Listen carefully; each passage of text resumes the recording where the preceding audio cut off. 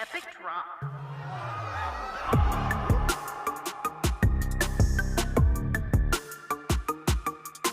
Welcome to all of you trying to lay low. Listen, what do you do when you have a past that you would like to forget and move on from? Would you start a new life, grow a beard, wear a disguise, or move to a faraway country? No. Well, if you don't have a spine, you can do that. But if you do have a spine, you do not want to do any of that. All you want to do is erase your name. You may wonder, what about erasing my face? You won't need to do any of that, because I was told that a bad mother shut your mouth, will stand on business, look at you straight in the eye, and dare you to recognize him. At least that's what Kazuma Kiryu does here in Like a Dragon Gaiden, the man who erased his name. Listen, I'm gonna shoot straight here. I loved this game. It makes little to no sense sometimes. And then just when you think you have a grasp of it, it flips everything on its head. It gives you nuggets of goodness that I truly appreciate. Now let's get this out of the way. I've been critical in the past about the pacing and length of some of these games. This one is shorter. It takes you straight to the story, goes through it in a pretty quick manner for a Yakuza game.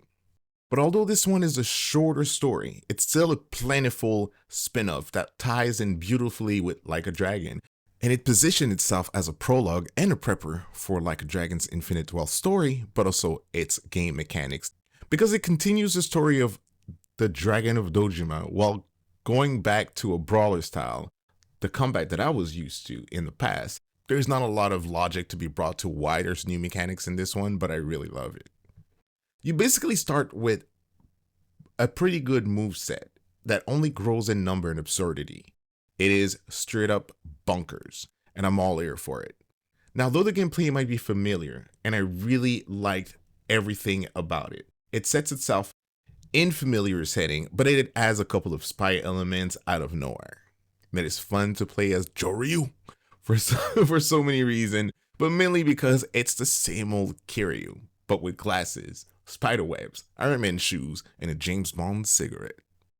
The presentation of this game at this point is very, very good. Characters are very expressive, details are amazing, the effects are satisfying. RGG has their own style, and in some instances it looks very realistic, and in other instances they take artistic choices that make the art fit the world that they have created. Since everything that they have learned is at display here, by going back in the shoes of everyone's favorite Yakuza. The game holds a soft spot in my gaming memories because where it is positioned. It's back to a gameplay that I love, even if I still enjoy the turn-based nature of Ichiban and Friends. This to me was just more fun. The storyline explains something that I didn't really understand at the end of Yakuza Like a Dragon, plus it explains the changes made to the combat in Infinite Wealth, as much as it explains the presence of Kiryu in the series. Now, I am going to mention the voice acting because, oh my, there has been some reaction in the museum of reactions that we call the internet.